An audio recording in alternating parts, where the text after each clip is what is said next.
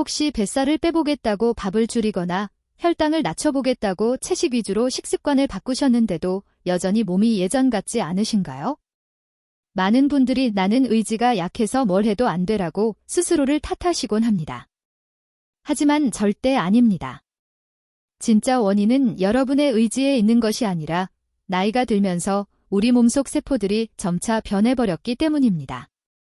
원래 젊은 세포들은 마치 말랑말랑한 젤리처럼 유연하고 부드럽습니다. 그런데 안타깝게도 나이가 들수록 이 세포들이 마치 돌처럼 딱딱하게 굳어가기 시작합니다. 이렇게 세포들이 딱딱하게 굳어버리면 어떤 일이 벌어질까요? 아무리 몸에 좋은 음식을 챙겨 먹어도 정작 세포는 영양소를 제대로 흡수하지 못하고 반대로 몸속에 쌓인 노폐물은 세포 밖으로 원활하게 빠져나가지 못하게 됩니다. 그러니 자연스럽게 몸은 무겁고 뱃살은 좀처럼 빠지지 않으며 혈당 수치는 자꾸만 치솟는 악순환이 반복되는 것입니다. 하지만 다행히도 이렇게 굳어버린 세포들을 다시 젊고 말랑말랑하게 되돌릴 수 있는 놀랍도록 간단한 방법이 있습니다. 바로 매일 아침 단 한 잔의 소금물입니다. 하지만 이 소금물의 진정한 효과를 경험하시려면 반드시 정확한 방법과 황금 비율로 섭취하셔야 합니다.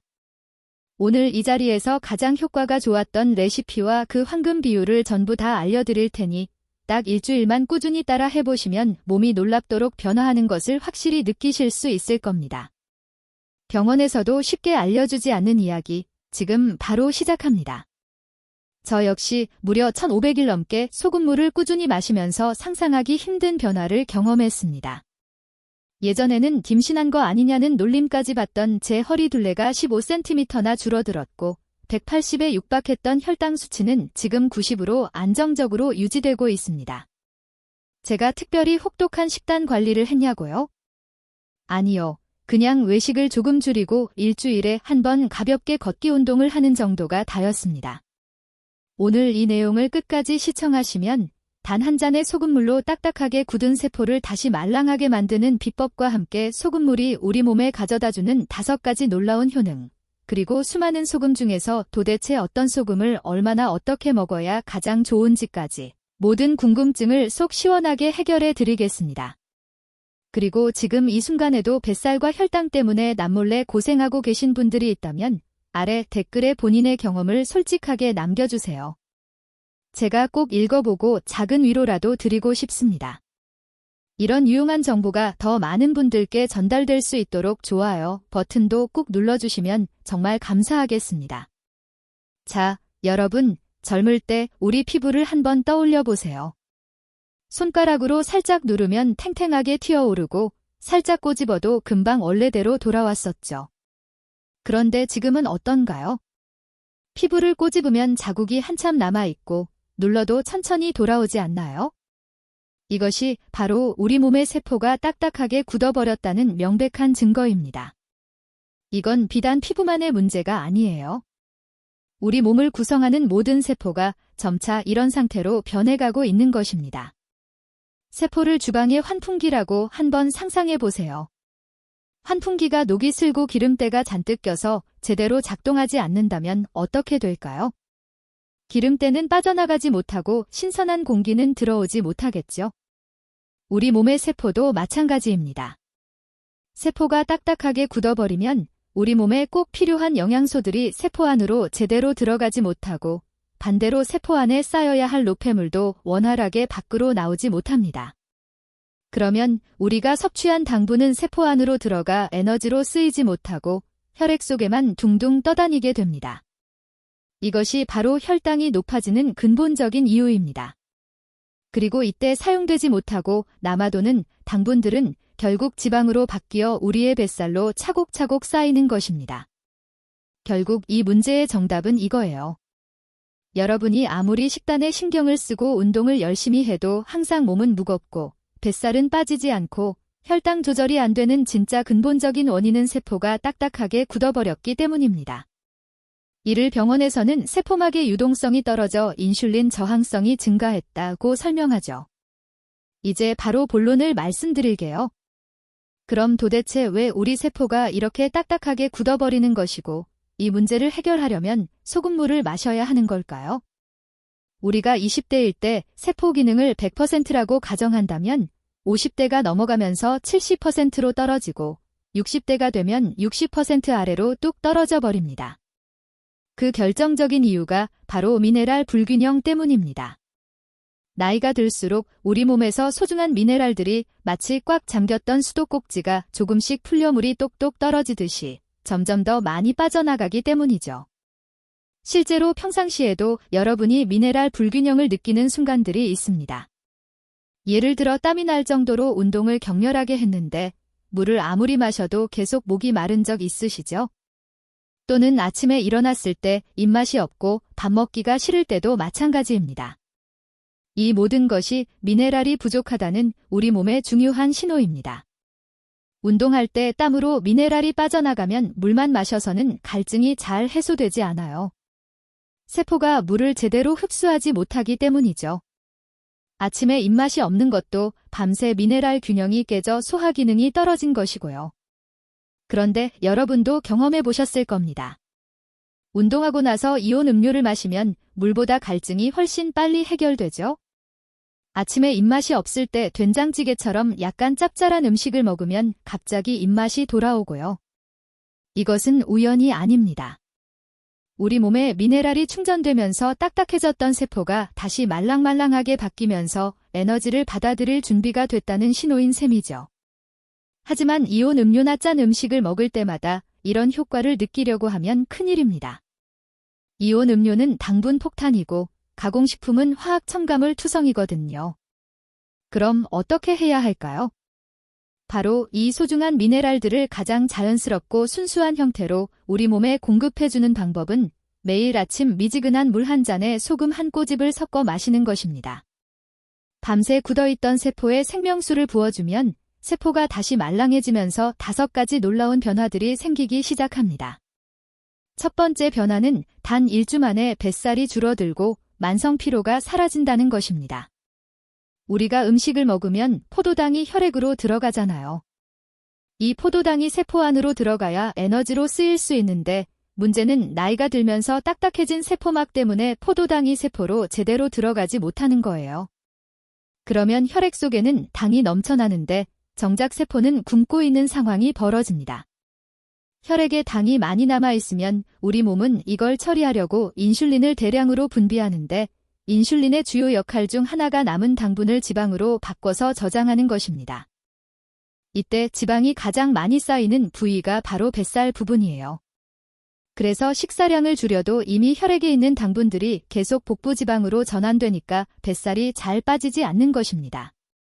근본적으로 당분이 세포로 제대로 들어가지 못하는 문제를 해결해야 하는 이유가 여기에 있습니다. 동시에 세포는 에너지 부족으로 만성 피로에 시달리게 됩니다.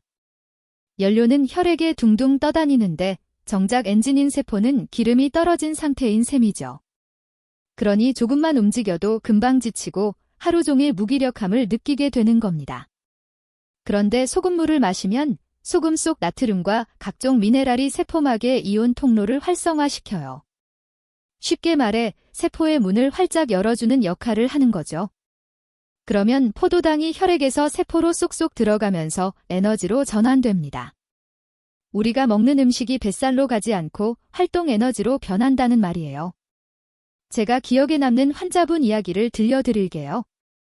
68세 여사님이었는데 이분은 아침에 눈 뜨자마자 제일 먼저 하는 게 세탁기 돌리고 밥솥에 쌀을 씻어 앉혀놓은 다음에 걸레질 한 번 하시는 겁니다.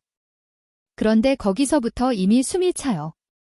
걸레질을 끝내고 잠깐만 앉아야겠다 하고 소파에 앉으면 그대로 꾸벅 졸아버리고 정신 차려보면 어느새 2~3시간이 훌쩍 지나 있었다고 합니다. 더 속상한 건 뱃살이었어요. 식사도 줄이고 고기 대신 채소 위주로 먹고 밥도 반 그릇만 먹는데도 뱃살이 그대로였습니다. 특히 치마 허리춤은 점점 더 조여오는데 체중계 숫자는 변하지 않으니 답답해서 한숨만 나왔다고 해요. 내가 게을러서 그런가? 나이가 드니까 원래 그런 건가? 스스로 자책을 많이 하셨다고 합니다. 그런데 이분이 아침에 미지근한 물에 소금 한 꼬집을 넣어 마시는 습관을 들이면서 달라지기 시작했습니다. 처음 며칠은 잘 몰랐는데 일주일이 지나자 확연한 차이가 느껴졌습니다. 우선 아침에 몸이 덜 무겁습니다. 예전에는 세탁기 한 번 돌리고 걸레질 조금만 해도 금방 소파에 쓰러졌는데 지금은 집안일을 한참 해도 앉아서 숨 고를 여유가 생긴 겁니다. 무엇보다 허리띠가 점점 헐렁해지면서 뱃살이 왜 이렇게 줄었지 스스로도 놀라셨다고 해요. 사실 뱃살이 줄어든 건 단순히 체중이 빠져서가 아니에요. 밤새 세포에 쌓여있던 불필요한 물과 노폐물이 빠져나가고 말랑해진 세포에 에너지가 들어가게 되니까 몸이 자연스럽게 가벼워진 겁니다. 그래서 하루를 시작할 때부터 덜 지치고 생활하는 동안 조금씩 움직이는 양도 늘어납니다. 이 작은 변화가 쌓여 더 많이 활동하고 지방을 태워 없애는 선순환이 생긴 거죠. 여사님은 요즘 이렇게 말씀하세요? 예전에는 집안일 조금만 해도 금방 지쳐서 소파에 드러눕곤 했는데 이제는 남편이랑 공원에 나가면 오히려 제가 더 오래 걷는 거로 숨차고 피곤해서 늘 버거웠던 하루가 아침 소금물 한 잔으로 달라진 겁니다. 두 번째 변화는 혈당이 안정되고 당뇨가 개선되는 것입니다. 혈당이 높아진다는 건 피 속에 당이 넘쳐난다는 뜻입니다. 세포가 그 당을 제때 받아들이지 못하니까 혈액이 달콤한 시럽처럼 끈적해지는 거죠. 그렇게 되면 혈관벽이 점점 약해지고 혈류가 느려져 손발이 저리거나 시야가 흐려지는 증상도 생깁니다. 이 상태가 오래가면 우리 몸은 최후의 수단으로 당을 소변으로 빼내려고 합니다. 그래서 당뇨 환자분들이 소변에서 단내가 난다거나 이유 없이 물을 자주 찾고 밤에도 여러 번 깨서 화장실을 가는 일이 잦은 겁니다. 즉, 혈당이 높고 당뇨가 있다는 건 이미 몸이 당을 감당하지 못해 비상조치를 하고 있다는 신호예요. 여기서 중요한 건 피 속에 떠도는 당이 세포 안으로 들어가 에너지로 쓰일 수 있게 해야 한다는 겁니다. 그게 해결되지 않으면 혈당은 계속 높고 당뇨는 점점 악화될 수밖에 없어요. 아침에 마시는 소금물이 이런 문제를 바로잡는 데 도움이 됩니다. 소금 속 나트륨과 미네랄이 세포막의 통로를 열어주면서 세포가 당을 받아들일 수 있는 힘을 되찾는 거예요. 그러면 피 속에 떠돌던 당이 소변으로 빠져나가는 게 아니라 세포 안으로 들어가 에너지로 쓰이게 됩니다. 결과적으로 혈당이 안정되고 당뇨로 인한 잦은 갈증이나 잦은 소변 같은 증상도 서서히 완화되는 거죠. 앞서 말씀드린 뱃살이 빠지는 원리와 혈당이 낮아지는 원리는 똑같습니다. 세포를 말랑하게 만들어서 혈액과 지방에 남아있는 당분을 에너지로 사용하자는 것입니다. 세 번째 변화는 피부가 맑아지고 얼굴 붓기가 사라진다는 것입니다. 이건 특히 여성분들이 가장 빨리 체감하는 변화 중 하나예요. 아침에 거울을 보면 눈꺼풀이 부어있거나 손발이 무겁게 붓는 경험 많이 하시죠? 사람들은 보통 퍼제 짜게 먹었으니까 그렇다고 생각합니다. 젊을 때는 이 말이 맞아요. 나트륨을 과하게 먹으면 몸이 물을 끌어들여 아침에 붓는 경우가 있거든요. 그런데 50대 이후에는 상황이 달라집니다. 세포가 점점 단단해져서 원래 안으로 들어가야 할 물이 세포박에만 고이게 돼요. 우리 몸의 수분은 세포 안과 밖, 그리고 혈관 안에 적절한 비율로 분포되어 있어야 하는데 나이가 들면서 이 균형이 깨지는 거예요. 세포가 딱딱해지면서 세포 안으로 들어가야 할 물이 세포 밖 공간에 고여 있게 되거든요. 이게 바로 붓기의 원인입니다. 그런데 소금물은 이 문제를 완벽히 해결해 줍니다. 소금 속 나트륨이 세포막을 자극해서 세포 안팎의 압력을 조절해 주니까 밖에 고여있던 물이 다시 세포 안으로 들어가거나 혈관을 통해 신장으로 배출되는 거예요. 동시에 세포 안에는 필요한 만큼의 수분이 공급되니까 피부는 촉촉해져요. 마치 마른 땅에 물을 주면 생기가 돌아오는 것처럼 수분을 제대로 공급받은 피부세포들이 탱탱하고 윤기 있게 변합니다. 결과적으로 불필요한 붓기는 빠지고 세포는 촉촉함을 되찾게 되는 거죠. 그래서 며칠만 꾸준히 해도 아침마다 붓던 얼굴이 덜 붓는 걸 느끼게 되고 화장이 훨씬 잘 먹는 걸 느낄 수 있어요. 아침마다 손과 발, 얼굴이 퉁퉁 부어서 하루가 너무 힘들다고 하신 60대 중반 여사님이 계셨어요. 혹시 큰 병일까 싶어 걱정돼서 갑상선 호르몬 검사까지 받아봤지만 이상은 없었죠. 남편은 농담처럼 호빵맨 같다고 놀리는데 본인은 그 말이 상처가 돼서 아침 약속도 잘 안 잡게 되셨다고 해요. 얼굴이 커 보이니까 표정까지 어두워지고 사람들이 왜 이렇게 피곤해 보여? 라고 묻는 것도 괴로웠답니다. 심지어 신발을 신을 때 발등이 붓는 바람에 걸을 때마다 아픈 날도 있었답니다. 야식도 끊고 저녁에 짠 음식도 안 먹는데 붓기는 전혀 나아지지 않으니 답답하고 억울할 뿐이었다고 해요. 이런 일 때문에 결국원의 몸이 왜 이렇게 된 걸까 하고 매일 고민이 깊어졌다고 합니다. 그런데 이분이 아침마다 소금물을 한 잔씩 마시기 시작하면서 조금씩 달라지기 시작했습니다. 처음 며칠은 큰 차이를 못 느꼈지만 일주일이 지나자 거울 속 얼굴이 덜 부어 보였고 눈꺼풀도 한결 가벼워진 걸 스스로 느끼셨다고 해요. 2주가 지나자 가장 먼저 달라진 건 표정이었답니다. 예전에는 얼굴이 커 보이고 무겁게 부어서 늘 지쳐 보인다는 말을 들었는데 이제는 피부가 좋아졌다, 얼굴이 훨씬 맑아졌다는 이야기를 듣게 된 거죠. 심지어 피부가 탱탱해지면서 주변에서 요즘 피부과 다니세요 라는 말까지 들으셨다고 합니다. 지금은 신발 신을 때 발등이 눌려 아팠던 붓기도 많이 줄어들어서 산책이나 외출도 훨씬 편해졌습니다. 무엇보다 호빵맨 같다고 놀리던 남편이 이제는 얼굴이 확실히 좋아졌네라고 먼저 말해줄 만큼 달라졌다고 합니다. 요즘 여사님을 만나면 항상 하시는 말씀이 예전엔 아침마다 거울 보는 게 두려웠는데 이제는 하루를 시작하는 게 더 즐거워졌어요 하시는데 저는 이 말을 들을 때 정말로 뿌듯하고 보람을 느꼈던 사례였어요. 네 번째 변화는 만성염증이 사라지고 면역력이 강해지는 것입니다. 이건 좀 더 복잡한 과정이 작용해요. 여러분, 혹시 이런 경험 있으세요? 이유 없이 종아리가 저리고 허리가 욱신거려서 병원에 갔는데 의사는 항상 아무 이상 없다고 하죠. 또 감기가 자주 걸리고 환절기만 되면 콧물이 훌쩍거리고 목이 칼칼해지죠. 심지어 작은 상처도 예전보다 훨씬 오래 걸려서 낫고 온몸이 무겁고 찌뿌둥한 느낌이 계속 든다고요. 이 모든 게 다 만성염증 때문이거든요. 그런데 만성염증이 생기는 가장 큰 이유가 바로 세포 안에 쌓인 노폐물 때문입니다.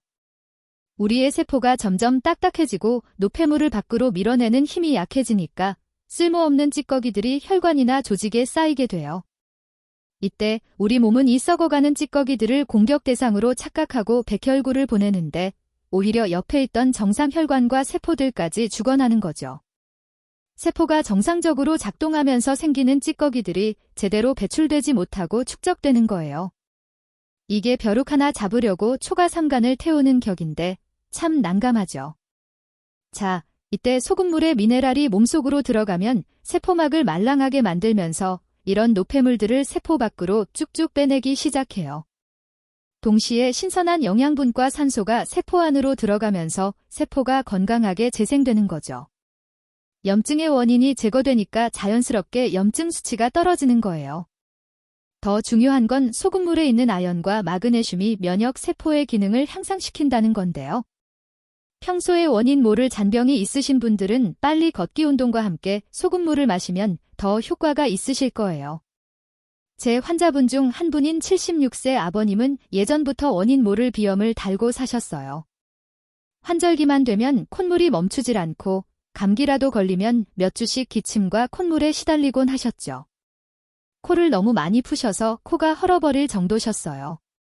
그런데 아침마다 소금물을 마시기 시작한 뒤로 뚜렷한 변화를 보이셨어요. 감기 기운이 와도 금방 지나가고 콧물도 훨씬 줄어서 일상생활이 한결 편해지신 거예요. 게다가 상처가 잘 아물지 않아 걱정이셨는데 요즘은 회복도 빨라져서 굉장히 만족하면서 지내고 계시답니다. 마지막 5번째 변화는 변비가 사라진다는 것입니다. 변비가 생기는 이유는 여러 가지인데 나이가 들면서 특히 2가지 문제가 심각해져요.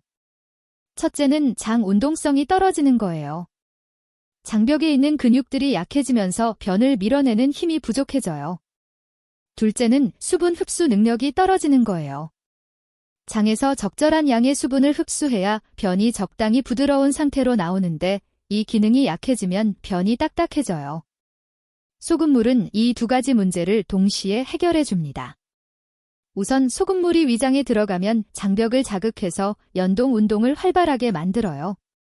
소금의 나트륨 이온이 장 근육의 수축을 촉진하는 거죠. 마치 잠들어 있던 엔진의 시동을 걸어주는 것처럼 장 운동을 깨워주는 역할을 해요. 동시에 소금물은 삼투압 작용으로 장 속으로 수분을 끌어들여요. 장 안의 소금 농도가 높아지면 주변 조직에서 물이 이동해 들어와요. 이 물이 변을 부드럽게 만들어서 배출을 쉽게 해주는 거죠. 사흘에 한 번씩 힘겹게 화장실에 가던 74세 어머님은 소금물을 마시기 시작한 지 열흘 만에 매일 아침 시원하게 본다고 연락을 주셨어요. 처음에는 반신반의하셨는데 3일차부터 확실한 변화를 느끼기 시작했다고 해요. 이분은 변비 때문에 20년 넘게 고생하셨던 분이에요. 각종 변비약을 다 써봤는데 효과가 일시적이거나 부작용이 심했거든요. 그런데 소금물은 매일 마셔도 내성이 생기지 않고 오히려 장 기능이 점점 개선되는 걸 느낀다고 하시더라고요. 자, 지금까지 소금물의 놀라운 효능을 전부 말씀드렸어요. 내용이 좀 길었으니까 이해하기 쉽게 핵심만 다시 한번 요약해 드릴게요. 매일 아침 마시는 소금물 한 잔은 딱딱하게 굳어버린 우리 몸의 세포들을 다시 젊고 말랑말랑하게 만들어줍니다. 말랑해진 세포는 다시 본연의 일을 제대로 하기 시작해서 우리 몸의 염증과 노폐물을 밖으로 활발하게 내보내고 몸속에 쌓여있던 당분을 에너지로 바꾸기 시작해요. 그래서 뱃살이 빠지고 혈당이 안정되며 얼굴 붓기가 줄고 만성 염증이 사라지며 심지어 오랜 변비까지 해결되는 것입니다. 한마디로 세포가 젊어지니까 몸 전체가 활력을 되찾는 것이죠. 방금 말씀드린 증상들은 우리가 젊었을 땐 고민하지 않았던 문제라는 걸 생각하면 더욱 쉽게 이해하실 수 있을 거예요. 이제 어떤 소금이 좋고 얼마나 먹어야 하는지, 그리고 진짜로 중요한 주의사항들까지 바로 말씀드릴게요. 거의 다 왔으니 조금만 더 힘내서 다들 건강하게 지내셨으면 좋겠습니다. 혹시 지금까지의 내용이 너무 좋아서 주변 누군가에게 꼭 전해주고 싶으시다면 좋아요 한 번만 눌러주세요. 지금부터 어떤 소금을 먹어야 할지 말씀드릴 건데 우리가 먹는 소금이라고 다 같은 소금이 아닙니다. 마트에만 가도 정제소금, 천일염, 죽염, 용소금, 히말라야 핑크솔트까지 종류가 너무나 많죠. 겉으로 보기에는 다 하얗고 비슷해 보여도 소금마다 우리 몸에 미치는 영향은 크게 다릅니다. 어떤 건 미네랄이 거의 빠져 있어서 단순히 짠맛만 내는 경우가 있고 어떤 건 칼슘, 마그네슘, 칼륨 같은 미네랄이 풍부해서 세포 건강을 살려주는데 훨씬 도움이 되죠. 그래서 소금의 종류를 하나씩 짚으면서 여러분이 어떤 기준으로 선택해야 하는지 확실하게 알려드리겠습니다. 먼저 여러분이 집에서 김치나 젓갈 담글 때 쓰는 하얗고 뽀얀 정제염은 사실 99% 순수 나트륨이에요. 말 그대로 짠맛만 있는 소금이죠. 물론 이 나트륨이 몸에 해로운 건 아니에요. 깨끗하게 만들어진 좋은 상품입니다. 하지만 미네랄이 거의 없기 때문에 매일 아침 정제염 한 꼬집으로 소금물을 마신다고 해서 우리 몸이 드라마틱하게 좋아지지는 않아요. 마치 백미와 현미의 차이라고 보시면 돼요. 백미는 맛있고 어느 음식에나 잘 어울리지만 영양소는 대부분 도정 과정에서 사라진 거잖아요. 정제염도 마찬가지예요. 그럼 천일염은 어떨까요? 천일염은 바닷물을 염전해서 자연 건조시킨 거라 나트륨 외에도 마그네슘, 칼슘, 칼륨 같은 미네랄들이 자연스럽게 남아있어요. 나트륨 함량이 85% 정도이고 미네랄 함량은 15% 정도여서 색깔도 순백색이 아니라 살짝 회색빛이 도는 게 자연스러운 천일염이죠. 또 요즘 소금 가격이 많이 올랐지만 그래도 추천드리는 소금 중에서는 가격이 가장 저렴하기도 해요. 마트에서 1kg에 5,000원이면 살 수 있거든요. 하루에 한 꼬집씩 써도 1년은 충분히 쓸 수 있으니 경제적이죠. 솔직히 말씀드리면 소금물 섭취를 처음 시작하시는 분들은 천일염만 써도 그 효과를 충분히 느끼실 수 있을 겁니다. 그럼 더 비싼 죽염이나 핑크솔트, 용소금은 뭐가 다를까요? 죽염은 천일염을 대나무 통에 넣고 소나무 장작으로 고온에서 구워서 만든 거예요. 이 과정에서 불순물은 제거되고 미네랄은 더 농축됩니다. 알칼리성도 높아져서 몸의 산성화를 막아주는 효과도 있고요. 확실히 좋긴 해요. 그런데 죽염을 만드는 과정이 알다시피 정말 복잡해요. 대나무를 자르고 그 안에 천일염을 넣고 황토로 입구를 막고 소나무 장작으로 800도에서 1000도까지 올려서 구워야 하거든요. 이 과정을 3번에서 9번까지 반복해서 만들어요. 그러니까 가격이 비쌀 수밖에 없는 거죠. 핑크솔트는 히말라야 산맥에서 채취한 암염인데 무려 84가지 미네랄이 들어있다고 해요. 특히 철분이 많아서 그 특유의 핑크색이 나는 거예요. 이 소금이 특별한 이유는 2억 5천만 년 전에 바다였던 곳이 땅속 깊이 묻혔다가 산맥으로 솟아오른 지역이라 현재 바다의 오염과는 전혀 상관이 없다는 거예요. 그래서 미세 플라스틱이나 환경오염, 물질의 걱정이 적죠. 또 철분이 많아서 여성분들이 고려할 만한 부분이 있습니다. 마지막으로 용소금은 천일염을 복사열로 구운 건데 직화로 굽는 죽염이랑은 달라요. 중금속 걱정이 없고 해수를 완전히 빼낸다는 특징이 있어요. 그래서 그런지 풍부한 미네랄에 생각보다 맛도 깔끔하고 쓴맛이 없어서 좋아하시는 분들이 많습니다. 이런 소금들이 각각 장점이 있긴 하지만 솔직히 말씀드리면 이런 프리미엄 소금들의 효과 차이는 그렇게 크지 않아요. 물론 좋긴 하지만 천일염의 2배, 3배 효과가 나는 건 아니거든요. 제가 직접 다 써봤는데요. 천일염으로 3개월 하시고 나서 죽염으로 바꿔보면 조금 더 좋은 것 같네 정도예요. 극적인 차이는 아닙니다. 마치 일반 쌀과 유기농 쌀의 차이 정도라고 보시면 됩니다. 맛소금이나 정제염만 드시지 않으면 어떤 걸 드셔도 무방해요. 그런데 이거 하나는 꼭 말씀드리고 싶은 게 있어요. 제가 1500일 넘게 소금물을 마시면서 깨달은 가장 중요한 건 바로 편해야 오래 한다는 거죠.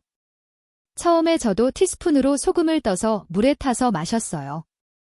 그런데 이게 생각보다 귀찮더라고요. 티스푼 꺼내고 소금 떠서 넣고 젓가락으로 저어야 하고 며칠 지나면 귀찮아서 안 하게 되더라고요.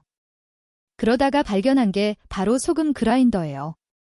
물컵 위에서 한 바퀴만 돌리면 딱 적당한 양이 나와요. 젓가락으로 한두 번만 저으면 바로 녹고요. 이게 얼마나 편한지 몰라요. 특히 히말라야 핑크솔트가 그라인더 형태로 많이 나와 있어요. 가격도 많이 낮아져서 500g짜리 그라인더 세트가 10,000원 정도 하더라고요. 이거 하나면 1년 충분히 먹을 수 있는데 구성도 합리적이고 경제적이기도 하다는 생각이 들어요. 그래서 요즘은 그라인더형 핑크솔트를 주로 추천해요. 만약 국산이면서 믿을만하고 괜찮은 소금을 찾으신다면 용소금도 괜찮아요. 맛도 괜찮고 영양 성분표도 믿을 만하거든요. 이렇게 말씀드려도 항상 어떤 소금이 괜찮냐고 물어보시는 분들이 계셔서 화면 아래에 기준이 되는 소금 2가지를 올려놓을 건데 절대 이걸 살 필요는 없고 참고만 하신 다음에 나중에 마음에 드는 상품이 생기면 구매해보세요. 하나는 핑크솔트이고 하나는 용소금 올려드렸어요. 죽염은 가격이 너무 비싸서 제외했습니다. 이제 마지막으로 가장 중요한 내용인 소금물 언제, 어떻게 먹어야 하는지 알려드릴게요. 본론부터 말씀드릴게요. 소금물은 무조건 아침에 일어나자마자 공복에 마셔야 합니다. 왜냐하면 밤새 우리 몸에서 흘러나온 땀과 노폐물들로 인해 나트륨, 칼륨, 마그네슘 같은 중요한 미네랄들이 체액과 함께 몸 밖으로 빠져나가 버리거든요. 그래서 우리가 이 미네랄들을 다시 채워야 하는데 밤새 비워진 위장 사이로 소금물 한 컵이 들어가면 온몸의 세포로 미네랄이 빠르게 채워지기 시작해요. 식사 직후에 마시면 흡수 속도가 현저하게 느려져 그냥 짠 음식을 먹는 것과 다름없으니 공복에 마시는 방법을 꼭 지켜주셔야 해요. 소금물을 먹는 양은 200ml 종이컵을 꽉 채운 정도의 소금 적게 한 꼬집이나 그라인더로 한 바퀴 돌려서 넣으시면 딱 좋아요. 이 정도가 우리 몸의 체액과 비슷한 농도이거든요. 사람에 따라 짠맛의 기준이 다른데 본인이 먹었을 때 약간 짭짤한 맛이 나야 해요. 소금물을 만들었다고 해서 벌컥벌컥 마시면 안 돼요.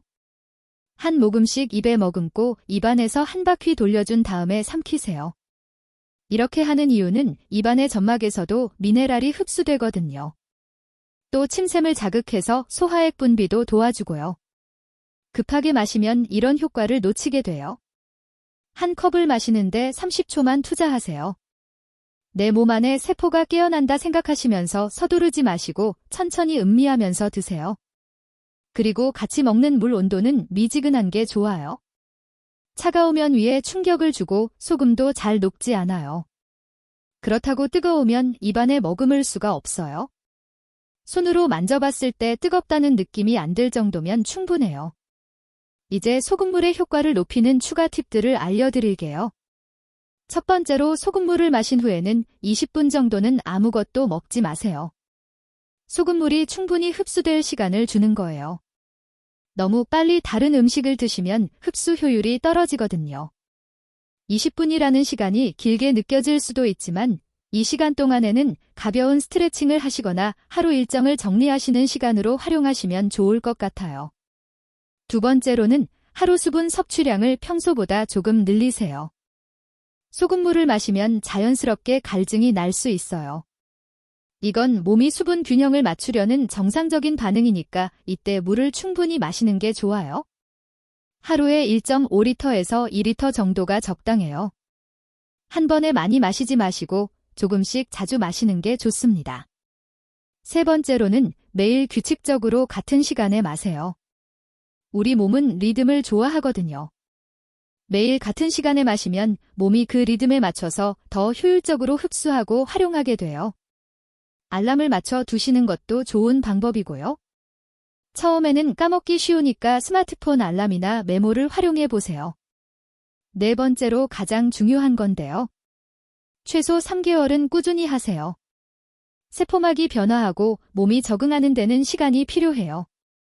하루 이틀로는 큰 변화를 기대하기 어렵거든요.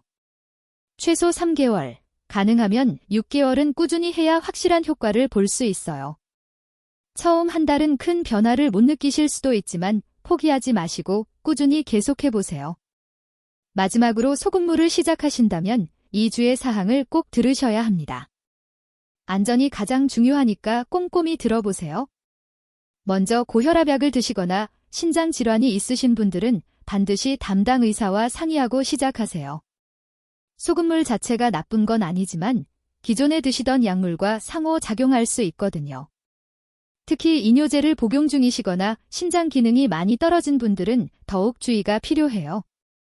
혹시 신장 기능이 정상의 30% 이하로 떨어져 있다면 소금 섭취에 매우 민감할 수 있으니까 의료진과 꼭 상의하시기 바랍니다. 그 다음에 소금물을 시작하면 처음 3일에서 5일 정도는 소변을 더 자주 볼 수 있어요. 이건 몸에서 불필요한 수분과 노폐물을 배출하는 과정이라 정상적인 반응입니다. 몸이 새로운 변화에 적응하고 있는 거거든요. 일주일 정도 지나면 자연스럽게 적응되니까 걱정하지 마세요. 다만 외출하실 때는 미리 화장실을 다녀오시는 게 좋겠죠.